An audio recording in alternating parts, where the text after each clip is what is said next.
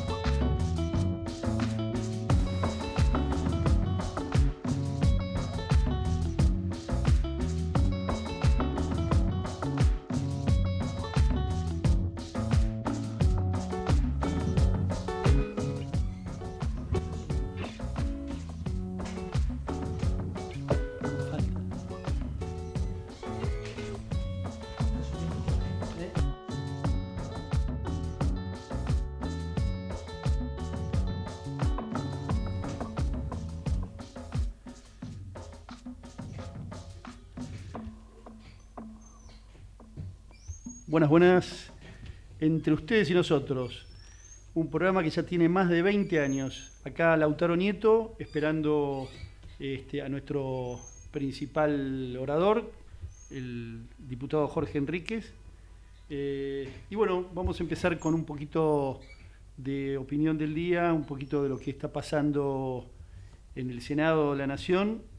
Ustedes saben que ha tomado conocimiento público que el oficialismo está tratando de, ahora estando en retirada, hacer el nombramiento casi de 50 magistrados nuevos.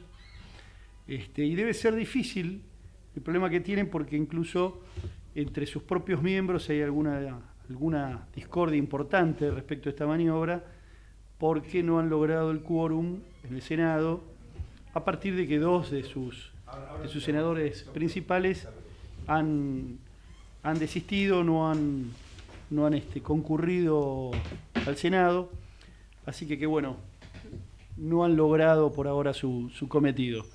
Y aquí acaba de llegar Jorge, diputado Jorge Enríquez, que nos va a comentar justamente un poco acerca de este tema de actualidad que es tan importante y institucionalmente tan grave. Muy buenas tardes. Disculpen, pero el tránsito es infernal. La verdad que realmente no pensé que estuviera la calle tan colapsada, atasco, como dicen los españoles. Así que bueno, bienvenido Lautaro, que ya te estás incorporando a este programa. Y es Gracias, cierto lo que Jorge. estás diciendo vos, en una maniobra artera, cooptando voluntades, como siempre ha hecho el kirchnerismo. Él trataba de lograr, lo que más les importa a ellos es el tema de la camarista Ana María Figueroa, que cumplió 75 años, y dejarla hasta los 80, porque saben que tienen un voto seguro en esa sala de la Cámara de Casación Penal. Entonces, con ese voto asegurado, ellos evidentemente ya tienen la posibilidad de que luego, bueno, tendrán que influir sobre los otros votos restantes del tribunal, pero sabemos que para lograr su impunidad, Cristina Fernández está dispuesta a hacer cualquier tipo de tropelía, sus hijos, etcétera.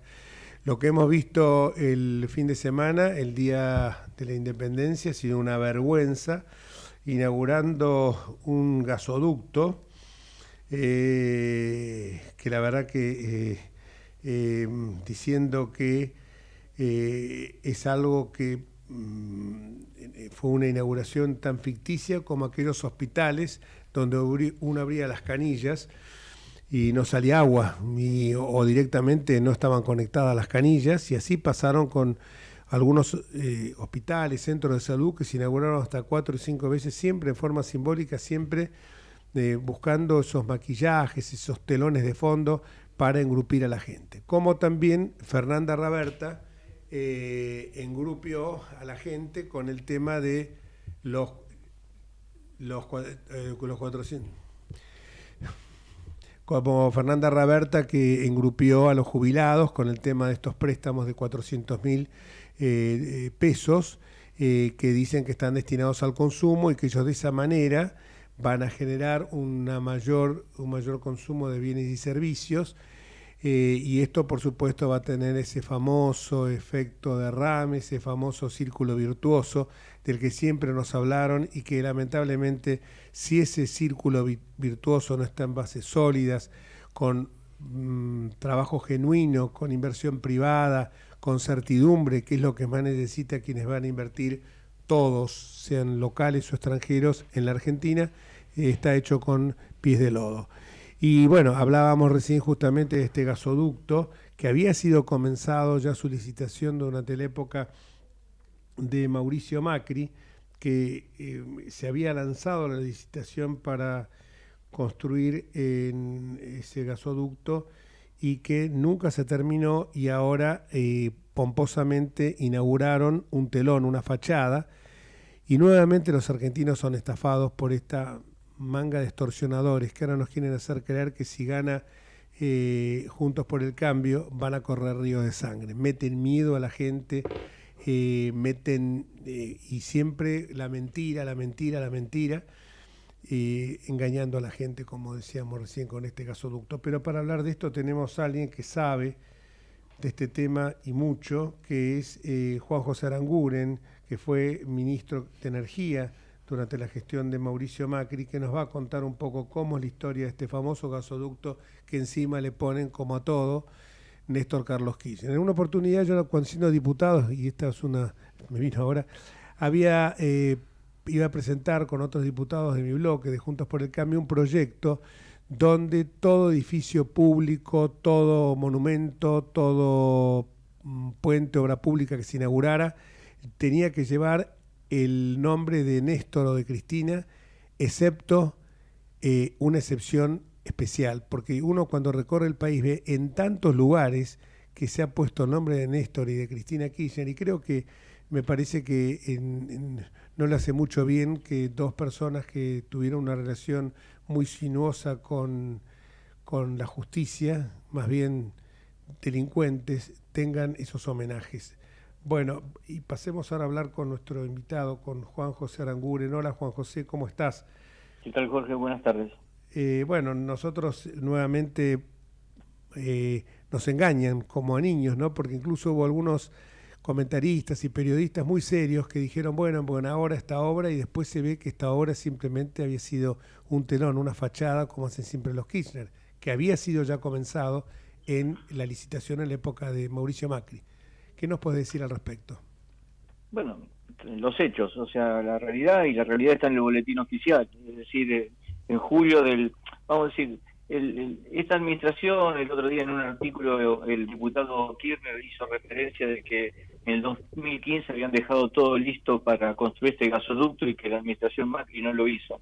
Bueno, yo tengo que decirle al diputado que Kirchner, que primero, antes de poder construir un gasoducto, uno tiene que asegurarse que lo que va a pasar por dentro del gasoducto esté o haya condiciones como para poder producirlo.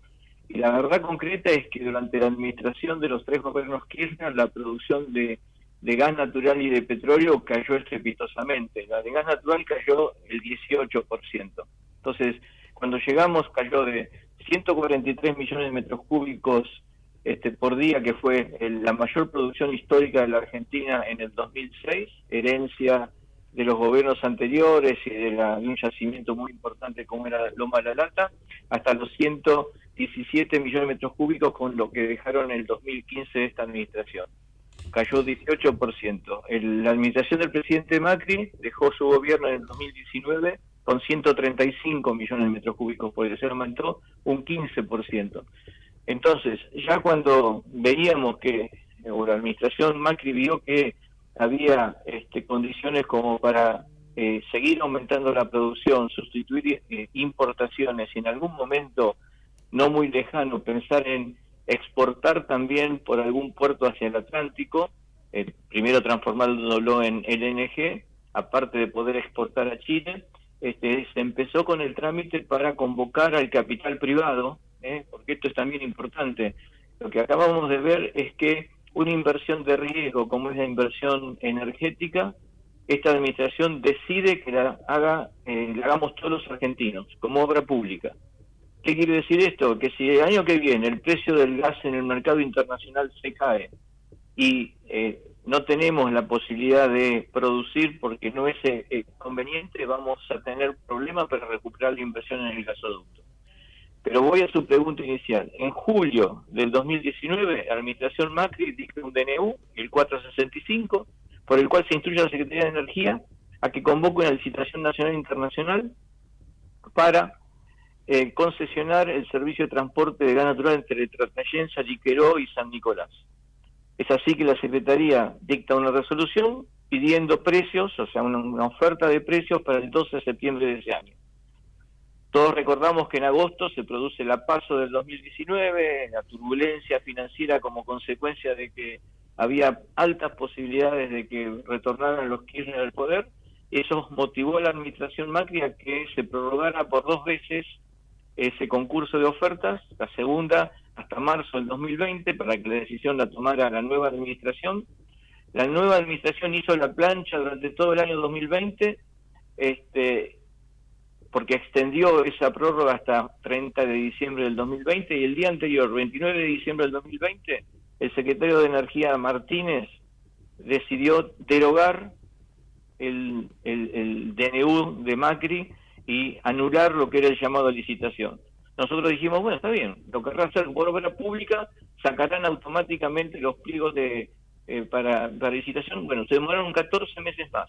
Recién en febrero del 2022, por una decisión del presidente Fernández, se le otorga la construcción y la operación de este gasoducto a una empresa como Enarsa, con poca experiencia, y la experiencia que tiene no es buena, a los efectos de que decida esta construcción, y la que ahora pomposamente, en tiempo récord, se simuló que se inauguraba, porque quiero aclararle a la audiencia que recién empezó a llenarse el caño el sábado pasado. O sea que lo que ayer fue un simulacro de la inauguración de un gasoducto, porque todavía no está presurizado, ¿no? Y porque si hubiese estado presurizado no podrían haber estado operando personas ajenas a lo que es el métier gasífero petrolero. Esta es la realidad de los hechos, no es necesario inventar ningún relato. Esto es lo que ha ocurrido, y en todo caso, enhorabuena, es que se construyó.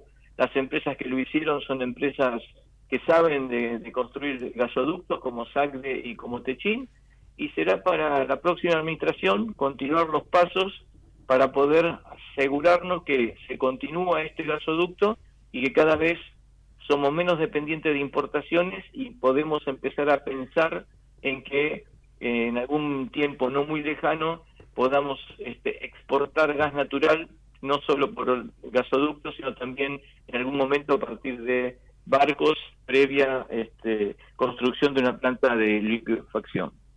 Cuando decís que la administración de Fernández derogó ese llamado a licitación, sí, y se esperó hasta febrero del 2022, esto evidentemente le debe haber costado, por importación de gas natural a la Argentina, unos cuantos millones. Bueno, ¿no? El año pasado, consecuencia de la invasión de Rusia en Ucrania, los precios energéticos en el mundo fueron muy arriba, fueron muy altos.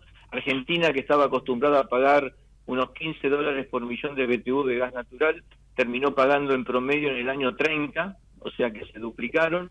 O sea, este chiste o esta demora de casi 2 años y medio nos costó entre 7.000 y 8.000 millones de dólares. Obviamente, nadie puede decir que podíamos, con el diario del lunes, nadie podía prever que el precio se iba a disparar como consecuencia de una acción bélica de Putin.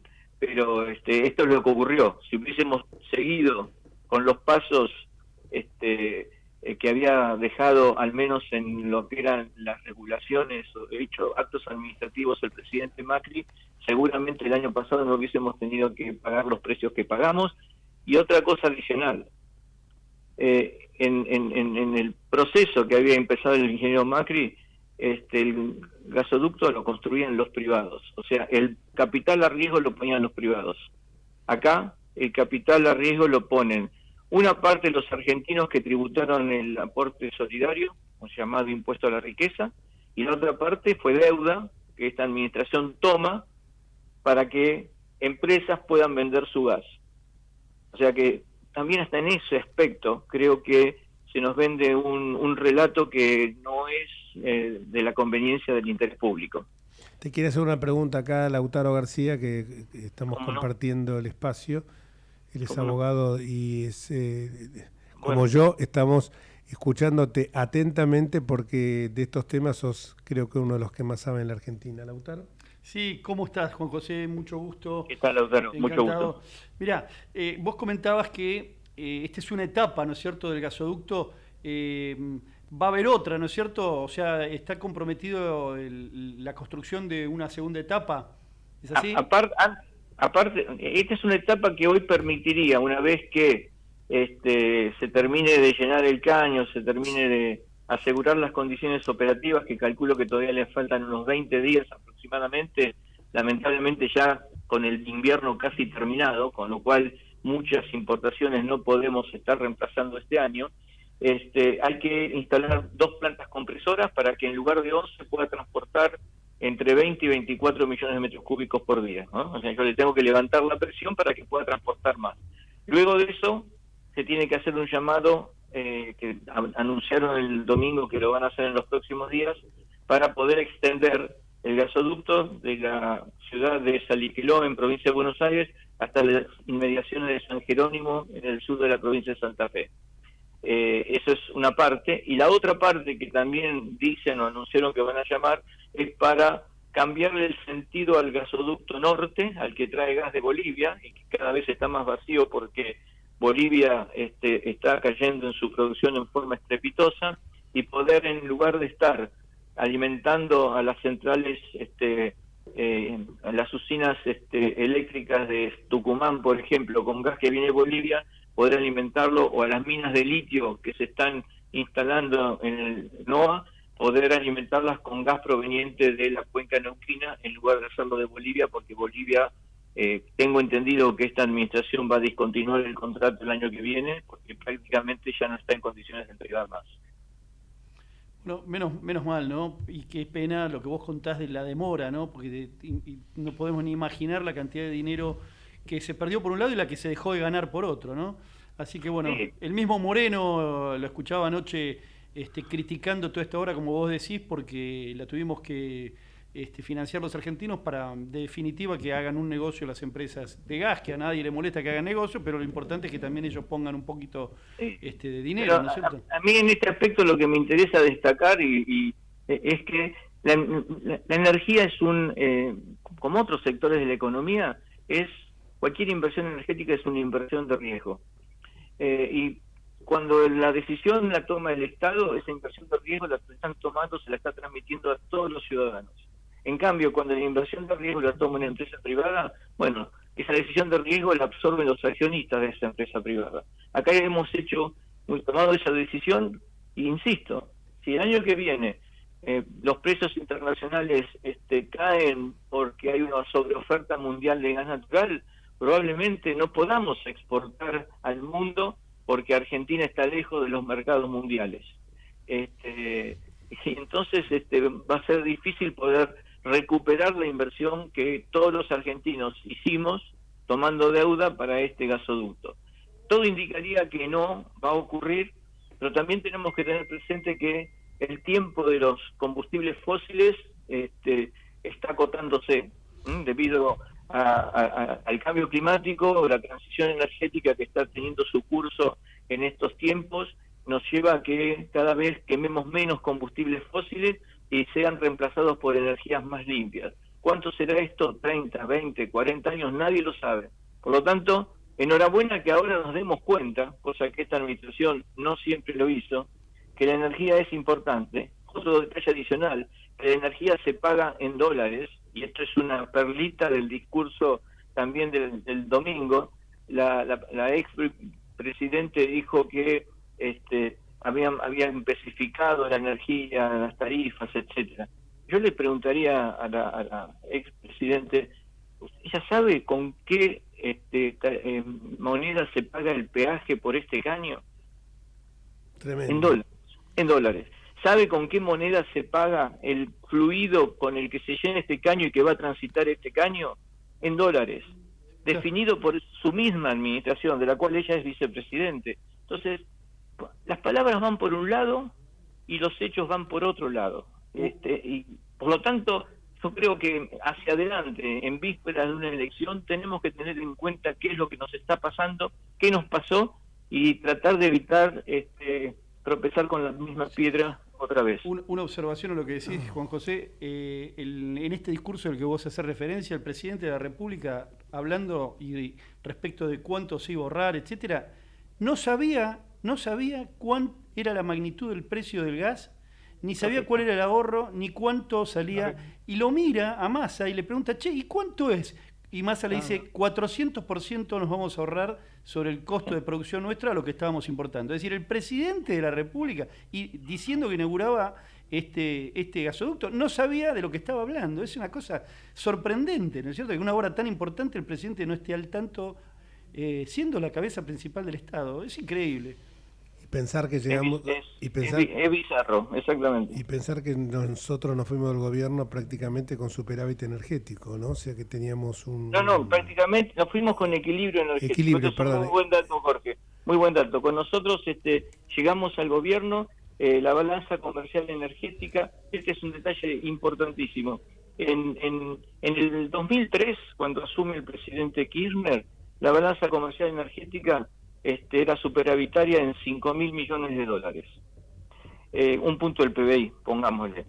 Cuando se fueron del gobierno, la balanza comercial energética fue deficitaria en 5.000 millones de dólares. Es decir, se comieron punta contra punta 10.000. Y cuando nosotros nos fuimos del gobierno en 2019, ese año la balanza energética estuvo en equilibrio, fue cero. Lo que se gastó en importación es lo que se recibió en exportación.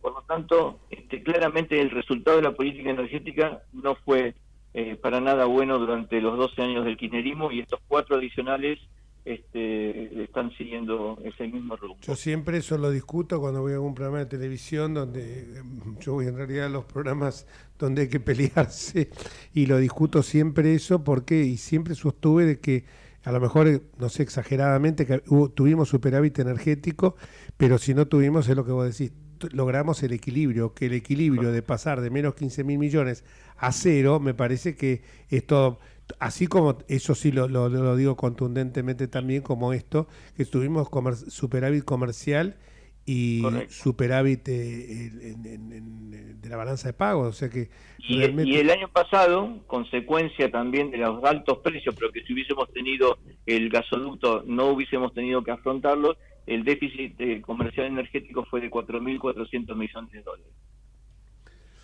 Muchísimas gracias, y qué paradoja del destino lo que dijimos, ¿no? Recién, que Guillermo Moreno había coincidido con vos. O sea que mirá cómo el tiempo dramáticamente nos da la razón, que hasta un Guillermo Moreno, que era un enemigo que teníamos nosotros, hoy termina dando la razón, porque la sensatez siempre se impone, el sentido común y la lógica. Pero lo importante es que todo esto es que podamos aprender, insisto, no volver a tropezar otra vez con la misma piedra. Esperemos que así sea. Un fuerte abrazo y muchísimas gracias, Juan José, como siempre. Buenas tardes, Juan José, gracias. Buenas tardes. Bueno, fue muy claro Juan José Aranguren, la verdad que es un gusto hablar con él porque conoce el tema en profundidad, y lo habla técnicamente, o sea, quizás a lo mejor yo he hecho las pinceladas políticas, pero él lo habla técnicamente y pensar que teníamos equilibrio y ahora estamos teniendo déficit. Los barcos venían a abastecerse para llevar al exterior el gas. Ahora es al revés. Sí. Ahora viene en Argentina. Habíamos logrado un contrato con una empresa belga, teníamos un barco que iba a llevar gas licuado estacionado en el puerto de Bahía Blanca, con un contrato para no sé cuántos viajes, y este gobierno lo rescindió en forma unilateral, habiendo estado pago. Y uno se pone a pensar, bueno, ese barco, en vez de llevar gas, ya que teníamos que empezar a traer con este gobierno, por lo menos nos hubiera salido gratis el flete de traerlo, pero ni eso. O sea, no hacen bien ni esa. Bueno, quedó claro entonces que la gente no se engrupa más, que lo que pasó el otro día fue simplemente un telón, una fachada, una de las tantas mentiras que dicen los Kirchner. Parece realmente insólito que hoy tengan una intención, puedan llegar a tener una intención de voto de un 30%, y solo de lo que somos nosotros. Realmente, siempre mi padre, lo escuchaba yo de chico, que decía que todos los pueblos tienen el gobierno que se merecen. Y la verdad que nosotros no merecemos este tipo de gobiernos, porque escuchar fantochadas y escuchar, incluso que después lo vamos a hablar esto con Osvaldo Pérez San Martino, seguramente, lo que decimos es que están metiendo miedo, y hay sectores de clase media que dicen, che, están seguros, porque Patricia Bullrich, ¿sabés lo que ocurre? Churchill dijo una vez una frase, que en estos días apareció mucho, sobre todo en la pandemia. Esto se relacionaba con el famoso tema de Chamberlain cuando fue a negociar la paz con Hitler allá en el año 42, y que después la consecuencia de esa negociación de paz fue que durante meses y meses Londres sufría bombardeos permanentemente, la gente se tenía que refugiar en los sótanos de las casas, y a la mañana cuando se despertaba, cuando ya habían pasado los ataques, era una desolación total. Churchill decía, si te humillás para evitar la guerra, vas a tener la guerra y también vas a tener la humillación. Si nosotros pensamos que acá podemos negociar con los narcos y que en lugar de que trafiquen, no sé, 100 toneladas, trafiquen 50, estamos perdidos. Estamos perdidos. Si negociamos con Baradel que en lugar de 40 paros generales que nos hizo a nosotros en un año, ¿va a ser 20? Claudicamos. Es así, porque nos van a poner a prueba. Si en lugar de 14 toneladas de piedra nos tiran 7, vamos a llegar a un acuerdo. ¿Ese va a ser el acuerdo? Esa no va a ser un acuerdo, eso va a ser la humillación más grande, y van a seguir siendo ellos. Por eso yo le digo a la gente, hay que luchar, lo más sagrado que tenemos es la libertad. Y estamos en camino de que en algún momento la perdamos, si no es que ya la perdimos en algunos temas, como por ejemplo la batalla cultural. Hoy hay una cancelación de los debates. Basta que vos digas algo que sea políticamente incorrecto. Che, ¿cómo dijiste eso? Se te va a venir en contra tal colectivo, tal otro colectivo. Es lo que pienso. Recuerdo la frase de Voltaire. No estoy de acuerdo con tu opinión, pero daría mi vida para que la pudieras expresar. Por eso tenemos que ser muy cuidadosos con esto de la libertad de expresión, porque no sea cosa que al cancelar el debate de algunas cuestiones estemos conculcando la libertad de expresión y de ahí nos deslicemos como un tobogán hacia una suerte de autocracia. Ya esta autocracia está instalada. Pensemos que no se votó en el Senado simplemente porque hubo una componenda, una negociación espuria. Vaya a saber a qué senador le prometieron 2 cargos de juez en la provincia y no se lo dieron. Entonces, ¿eso es lo que queremos para la Argentina? Entonces no hablemos de una justicia independiente, vamos a tener una justicia adicta al gobernante de turno. Eso creo que, y sin justicia, y lo vamos a machacar ahora con Osvaldo, y con, bueno, Lautaro, que también es un destacado abogado, Lautaro Benito Frangul, sin justicia independiente no hay república, sin república no hay libertades. Eso es lo que tenemos que machacarnos. 70 años que vivimos bajo la amenaza. Ojo, si el peronismo no está en el poder, no se puede gobernar Argentina porque es un descalabro. Nos están amenazando, no nos damos cuenta de eso. Es como si el ladrón entrara en tu casa y decía, mira, hoy te voy a perdonar la vida, vamos a negociar, pero me llevo esto, esto y esto. Y al día siguiente viene y te dice, hoy te perdono la vida, pero me llevo esto y esto y esto. Y así te va a tener, porque son extorsionadores y quieren tener a la patria secuestrada, que es lo único que buscan, la gente que se despierte. Yo no estoy llamando a una rebelión y una incitación, lo digo hasta el cansancio. Alain Touraine, un famoso politólogo y destacadísimo escritor francés, decía, la democracia no se agota en el acto de votar, exige un pueblo movilizado. Un pueblo movilizado no es el loco del mortero tirando granadas o piedras contra el Congreso. Un pueblo movilizado es un pueblo como salió a la calle en el 2020 a reclamar sus libertades, y en este caso va a tener que, cuando gane Patricia Bullrich en diciembre, va a tener que salir a la calle para defender su libertad, pero en forma pacífica, no en forma violenta, no entrando a provocaciones, haciendo las cosas con un sentido pacífico, reflexivo y prudente. Y creo que tenemos que ir a la pausa, ¿no? Sí, gracias, señores. Pausa. Vamos la radio, somos tu voz. Vamos con Eco, siempre la verdad y la mejor información. El mejor gimnasio te espera. Elegí las clases que quieras. En Anfis vamos a cuidarte. En Anfis venimos a encontrarte. ¿Cómo prevenir dengue, zika y chikungunya? Sin criaderos no hay dengue. Limpia tu patio de objetos que acumulen agua. Elimina agua estancada de recipientes. Reemplaza con tierra o arena el agua de tus flores. Tapa los tanques de agua y cisternas. Tira y perfora llantas para que no acumulen agua. Limpia floreros y bebederos. Recordá, sin criaderos no hay dengue. Intendencia Menéndez. Espacio cedido por la Dirección Nacional Electoral. Unión para defender lo que es nuestro. Unión para representar el orgullo por nuestra patria. La patria sos vos y vamos a defenderla. Unión por la patria. Sergio Massa, Agustín Rossi, precandidatos a presidente y vicepresidente. Lista 134A, celeste y blanca. Espacio cedido por la Dirección Nacional Electoral. Por una jornada laboral de 6 horas para que tengamos trabajo con derecho, levantá a la izquierda. En Buenos Aires, Cristian Castillo, diputado nacional. Frente de Izquierda, lista 502.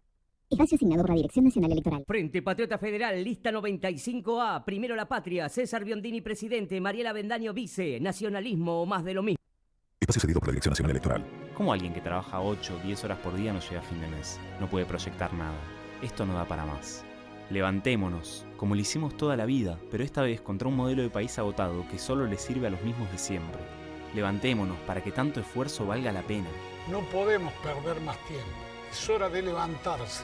Rocío Soledad Giacone, precandidata a senadora nacional por la provincia de Buenos Aires. Hacemos por nuestro país. Lista 505F. Informate en ecomedios.com. Seguinos en Facebook. Ecomedios Live.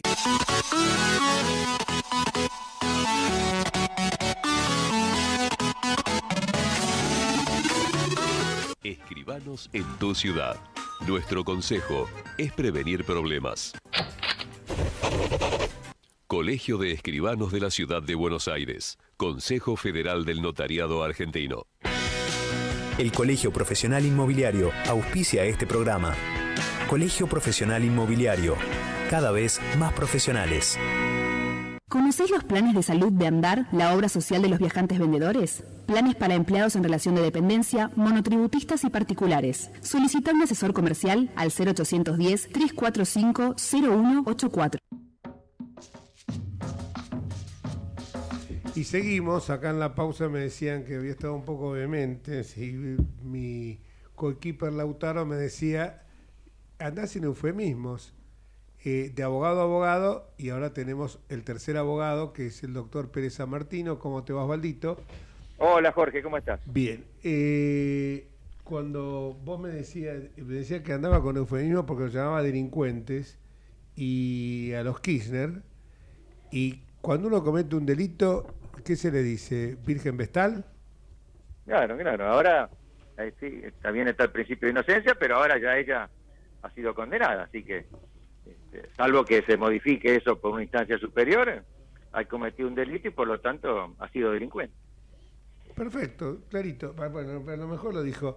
Después vamos a preguntarle acá para la producción, que a lo mejor lo dijo más edulcoradamente Osvaldo, pero dijo exactamente lo mismo. O sea que lo digas de una manera vehemente, lo digas de una manera más suave, es exactamente lo mismo. Delincuentes.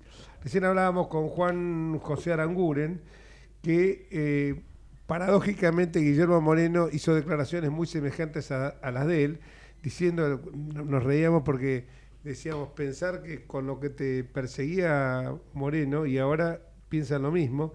¿Por qué? ¿Qué dijo Moreno? Y porque Moreno ahora dice que esto que el gasoducto que se inauguró el otro día es una fantochada, que poco más estábamos mejor, y reconoció que en la época de ¿cómo se llama?, de Mauricio Macri estábamos mejor que ahora, o sea que viste que dice que esto es una obra que realmente cuando se puede inaugurar definitivamente, porque falta el elemento fundamental, que lo explicó muy bien Moreno. Para que se utilice, tiene que haber, para que se utilice un gasoducto, que tiene que haber, aparte de los caños, gas natural. Y acá el gas todavía no pasó, porque además tiene que haber, hay todo un proceso de presurización del gas, que todo esto es una total fantochada. Pero vamos a hablar de algo que empecé a hablarlo recién, también en un tono un poco eufórico, que es el tema que escucho mucha gente que empieza a sentir temor si llega a ganar algún candidato que quiere poner orden. Parece que si vos querés poner orden, el peronismo no te lo va a admitir, y mucha gente te dice, che, hay que tener cuidado porque sin el peronismo no se puede gobernar. Eso me parece que es la idea más lamentable, y eso te quería, porque hoy lo empezamos a hablar Osvaldo, y lo empezamos a hablar por teléfono y dijeron, no, dejémoslo para desarrollarlo en el programa. Así que somos todo oídos, Lautaro y yo. ¿Cómo estás, Osvaldo? Mucho gusto. Hola, Lautaro. ¿cómo te va, Lautaro? Te saluda. ¿Cómo estás? Una conversación, no va a ser ninguna disertación mía. Simplemente sí, hablábamos hace un rato por teléfono. Es habitual que el peronismo, que lo diga el peronismo no lo excusa, pero hasta lo entiendo. Lo curioso es que lo dicen algunos otros que no son peronistas, ¿no? Y tienen esta tara, o han sido colonizados mentalmente de alguna forma, como para creer que solo el peronismo puede gobernar, ¿no? Y entonces dicen, no, porque si no gobierna el peronismo, va a haber cortes, ellos manejan los sindicatos, le van a hacer la vida imposible. Pero de esa forma están aceptando un régimen de partido único.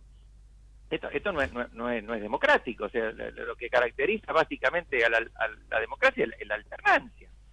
Así que si esto fuera así, bueno, hay que combatirlo de una buena vez y sin ningún tipo de tibieza. Me refiero sobre todo a la tibieza conceptual, ¿no? Después habrá que tener otro tipo de fortaleza, pero no hay que dejarse extorsionar por estas prédicas.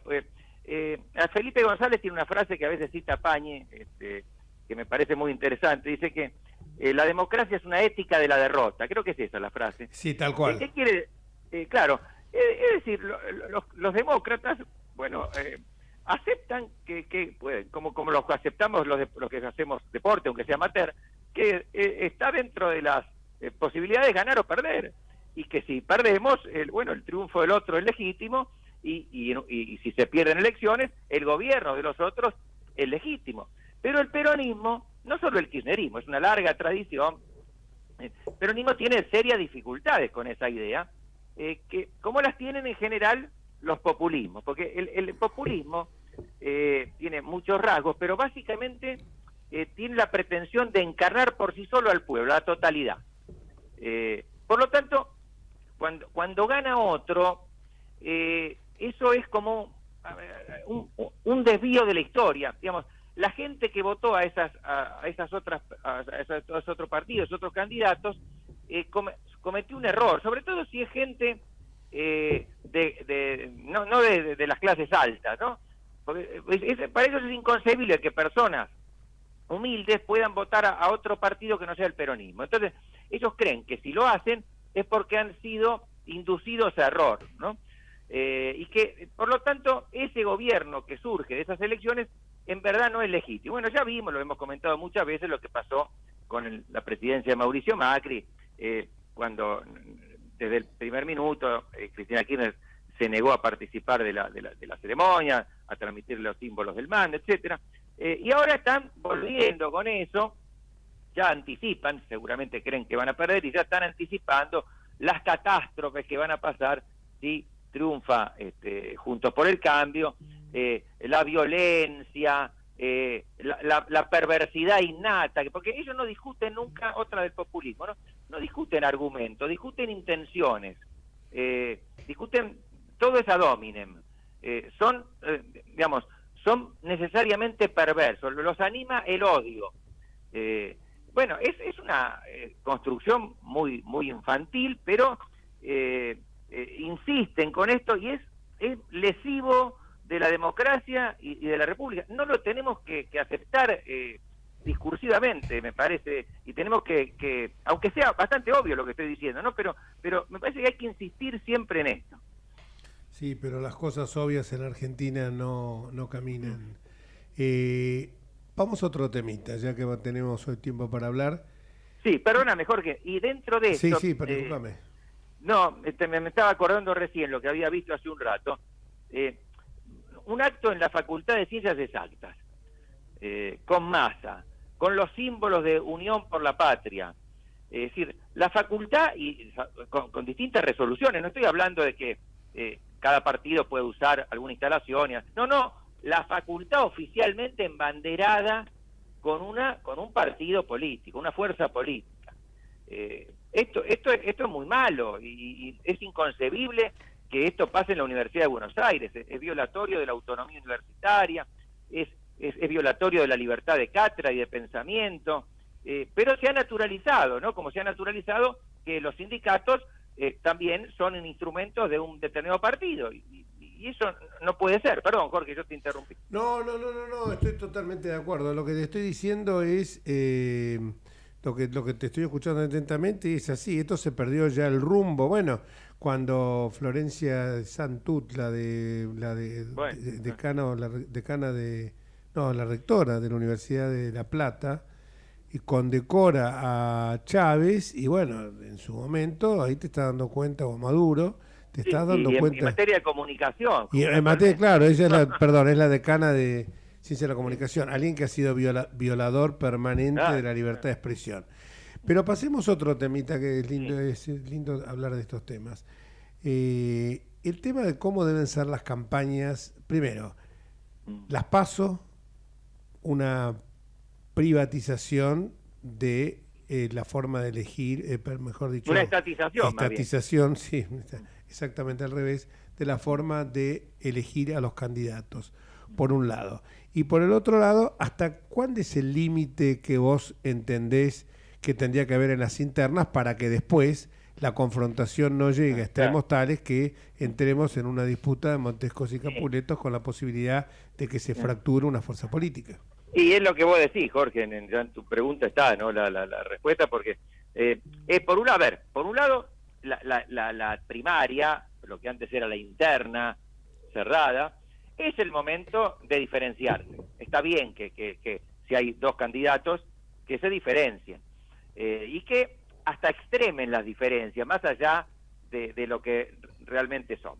Porque hay que mostrarle a la ciudadanía distintos programas, distintos estilos. Eso no solo no está mal, está muy bien, así debe ser. Ahora, debería ser realizado esto en el terreno de las ideas y evitar los agravios personales. Yo veo que en algunos casos me parece que se están cometiendo algunos excesos, porque después, como decís vos, uno de los dos, en el caso presidencial, Patricia Bullrich u Horacio Rodríguez Larreta, van a ser candidatos de Juntos por el Cambio. Y no los dirigentes, sino los ciudadanos que apoyan a esta coalición. Bueno, si son llevados a tener del candidato que no votaron una impresión tan pésima, a considerarlos o kirchneristas o fascistas, bueno, digamos, no van a querer votarlos. Yo veo lo que pasa en Santa Fe, por ejemplo. Se acusan, estoy hablando de Juntos por el Cambio, se acusan recíprocamente de complicidad con el narcotráfico. ¿Cómo volvés de eso? Es muy difícil. Yo, digamos, no conozco en particular la situación de Santa Fe. Quiero creer que son exageraciones que se hacen al calor de la campaña, pero son exageraciones que pueden tener su costo también. Después recomponer la situación es difícil y hasta da a tener un cierto tinte de hipocresía. No sé si la gente lo va a creer si es llevada a esos extremos. Sí, si la gente resiste que estén diciendo, hablando de estas cuestiones, ¿no? Porque yo recuerdo una lección interna del radicalismo, siempre lo recuerdo porque Jesús Rodríguez me lo hace memorar, que yo en una interna estaba en una lista enfrente de Jesús Rodríguez, y encima la interna era, bueno, no había tanta difusión de las internas políticas y era nada más que entre afiliados. Entonces iba hablando con la gente y le decía que era el ministro de hiperinflación, de Jesús Rodríguez, de quien hoy, fíjate vos que digo siempre que es quizás el político argentino más lúcido que existe en la actualidad. Y tengo una admiración por él. Y después cuando fui a reclamar el voto a la gente para que ya consagrada la lista, encabezaba él, porque no se había ganado la interna, le decía, bueno, denos una mano con la gente que usted pueda hablar para que vote Jesús Rodríguez, porque ya era fuera del, ya era una elección nacional, o sea que había que salir de la burbuja del partido. Y me dice, ¿sabe lo que pasa, doctor? Es tan difícil, porque después de que entre ustedes se mataron acusándolo a Jesús de ser el ministro de hiperinflación, es muy difícil decirle a la gente. Entonces, y yo creo que hay límites, que vos marqués diferencia de estilo, pero cuando cruzaste ya el tema del agravio... Yo el otro día, Jorge, justo mandé por Twitter, porque vi una foto del año 72, creo que fue, de Balbín y Alfonsín, que habían tenido una elección interna. Alfonsín había sido discípulo, seguidor de Balbín, y en un momento, bueno, él decide formar su propia línea interna y se enfrenta con Balbín en elecciones partidarias que pierde, pero al día siguiente ya estaban los dos haciendo campaña. Yo era muy chico y realmente no puedo recordar cómo fue el tono, pero estoy seguro de que no llegaron nunca al agravio personal. Es inimaginable que alguno de ellos dos haya acusado al otro de corrupto o de vinculación. Bueno, no existía el narcotráfico, por lo menos no se hablaba de eso en esa época, pero de actitudes deshonrosas. No, era el plano de las ideas. Exactamente, podían llegar, no me acuerdo que había un cantito que los que estábamos del lado de Alfonsín cantábamos en la interna, que era un cantito, hoy diríamos que es ofensivo y muy audaz para la época. Decían Balbín, Gamón, Tutankamón, haciendo referencia a que una fórmula obsoleta, que la gente ya muy grande, que no tenía la energía suficiente para estar en política. Pero no, eso fue creo que lo más audaz que yo escuché, porque lo otro era dentro del terreno de las ideas. Alfonsín tenía a lo mejor un pensamiento más ligado con la socialdemocracia, Balbín era más, como se decía en aquel momento, más galerita, ¿no? Se le evocaban a los seguidores de Alvear. Entonces había pero eran situaciones que... Sí, yo no creo que ningún radical en aquel momento haya dejado de votar a la fórmula que ganó por el hecho de que él hubiera votado a la otra en la interna. Se sentían radical. Y acá me parece que los que somos simpatizantes de Juntos por el Cambio, digamos, nuestro adversario es el kirchnerismo, es el que hay que derrotar. Hay que terminar con eso que decía antes, con esta cultura del populismo. Bueno, hay dos versiones, dos fórmulas a nivel nacional, y bueno, una triunfará, pero yo creo que a nosotros nos puede gustar mucho más una que la otra, pero la que nos guste menos es muchísimo mejor que la del kirchnerismo. En eso tenemos que tener confianza, ¿no? Así que sí, mi consejo, si alguien me escucha, atemperar un poco los ánimos, no poner, no tirar nada abajo de la alfombra, poner las ideas con toda crudeza, pero sin llegar al agravio personal. No, sin duda es como vos decís, Osvaldo, hay que tratar de evitar, ¿no?, que la sangre llegue al río, digamos, y al contrario, bueno, trabajar para, como decís vos, que el día después podamos estar todos juntos detrás del objetivo común, ¿no? Que es, en definitiva, ganar una elección en el convencimiento de que vamos a hacer una Argentina mejor, ¿no? Porque tampoco se trata de destruir al otro, de ganar, como tal vez lo hace el kirchnerismo, porque se sienten que son los únicos capaces de llevar a la Argentina no se sabe a dónde, con un desprecio absoluto por el pensamiento del otro. Entonces, eso es la cultura que tendremos que empezar a cambiar. Sí, claro. ¿No? Decir, bueno, con respeto al otro, pero firme, pero bueno, básicamente con respeto. Así, eso creo que por suerte vamos a recuperarlo. Ojalá, a partir de agosto ojalá. Lo vamos a recuperar. Hoy veía cómo el kirchnerismo usa todo el aparato del Estado ahora contra Patricia Bullrich, con esto de la IGJ, que se va con una fundación de ella, bueno, en medio de una campaña electoral. Esto no es inocente, esto no es nada técnico, es una decisión política, ¿no?, de usar el aparato del Estado para inclinar la cancha. Lo han hecho siempre, así que no es nada que nos pueda sorprender. Bueno, esa cultura, eso es lo que nosotros tenemos que desterrar, esas prácticas. Exacto, esa generación de grieta constante, ¿no es cierto? Porque vos decís, bueno, ¿cómo hago con gente que no tiene ningún escrúpulo en anteponer sus proyectos personales al proyecto de una Argentina mejor? No les importa. Ellos son destruir, después sobre lo que destruyen veremos qué queda y veremos qué podemos hacer, y después tienen estos planes que no son planes, y un presidente que, como comentábamos hace un rato, no tiene ni idea de cuál iba a ser el beneficio para la Argentina de este gasoducto nuevo, con lo cual vos decís, ¿cuál es el compromiso de esta gente con el futuro de la Argentina? Si no tiene idea el presidente de los beneficios o los perjuicios, o sea, un tipo que no está comprometido con los problemas de la Argentina, y lo ves por televisión dudando, preguntándole a su ministro cuánta plata nos íbamos a ahorrar. Vos decís, ¿en qué está pensando si no está pensando en eso? En los problemas de los argentinos. Es toda una gran hipocresía. Mira, me estaba acordando recién, no sé si... Pero perdóname, ¿no? Es tremendo que uno se dé cuenta de que el presidente de la República está pensando en cualquier cosa, no está pensando en los problemas de los argentinos, y es el presidente de la República. Y vos te das cuenta que los otros hacen lo mismo, los otros funcionarios que lo rodean están en el mismo tema, a ver si, como decís vos, preocupándose por cerrarle una oficina a Patricia, es decir, y no preocupándose por los problemas de los argentinos. Continúa con lo que estabas diciendo. Perdóname, dijo. No, perdón, no es eso. Me vino a la memoria, porque no sé si lo comentamos o lo comentaron ustedes en los programas pasados. La hipocresía, por ejemplo, en materia de derechos humanos. ¿Cuánto fue? La semana pasada o la anterior se hizo un acto donde se exhibía un avión que trajeron, aparentemente estaban en Estados Unidos, desde que se habrían hecho uno de los llamados vuelos de la muerte, donde se arrojaban a desaparecidos, algo realmente de lo más terrible que nos ha pasado. Bueno, pusieron toda esa escenificación, el avión, estaba Cristina Kirchner, Fernández, habló Cristina Kirchner. ¿De qué habló?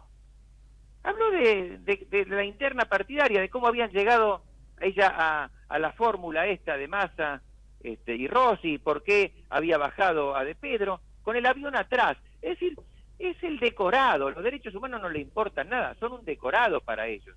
Y los usan como un medio para acrecentar su poder. Fue realmente bochornoso, y me parece que no se comentó la gravedad que tuvo de punto de vista simbólico.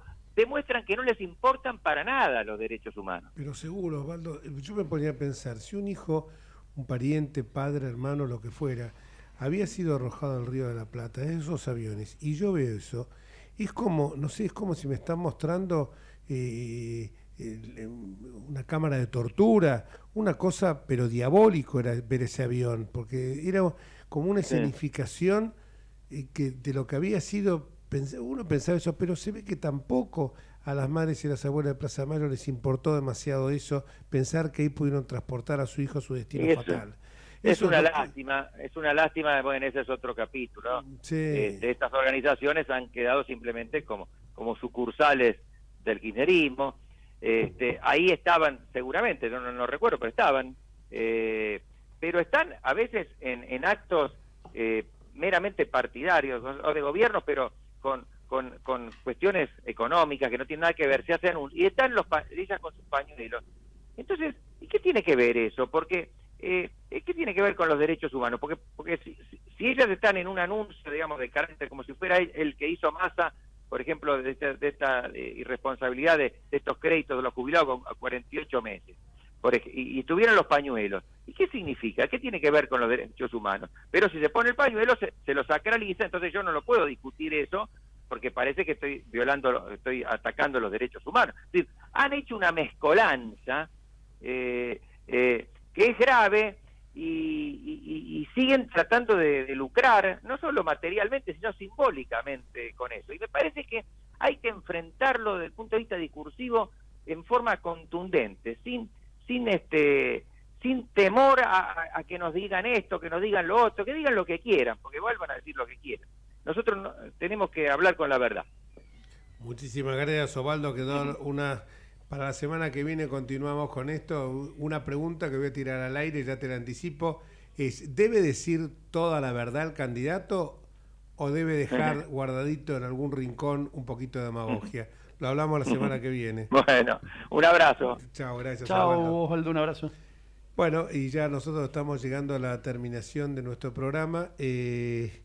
No sin antes muchas reflexiones, ¿no es cierto?, para hacer con esto que estábamos hablando con Osvaldo, pero también pensar que la batalla cultural se gana cuando uno claudica, y nosotros claudicamos cuando tuvimos la obligación de consagrar, porque lo aceptamos, porque no teníamos por qué votar eso, la sacralización de los 30.000 desaparecidos, cuando la mujer más brillante que hoy tiene la Argentina en el terreno político se llama Graciela Fernández Meijide, señaló, y ella sí que tuvo el dolor lacerante de la desaparición de su hijo, y nunca lucró con eso, de la bronca, del odio, del dolor tan profundo, sacó las fuerzas necesarias para transformar ese dolor en amor. Y ella misma decía que 30.000 fue un número que se realizó para impresionar. Es más, ella sostenía que cuando se trataban de los desaparecidos, surgieron muchos más, porque originariamente los reales eran 6.000 a partir de la CONADEP que ya nadie recuerda y que fue el hito fundacional del gobierno de Raúl Alfonsín. Y nosotros nos vamos hasta el próximo miércoles, si Dios quiere, y esperemos que la Argentina vaya por el sendero de la verdad y no de la mentira. Gracias.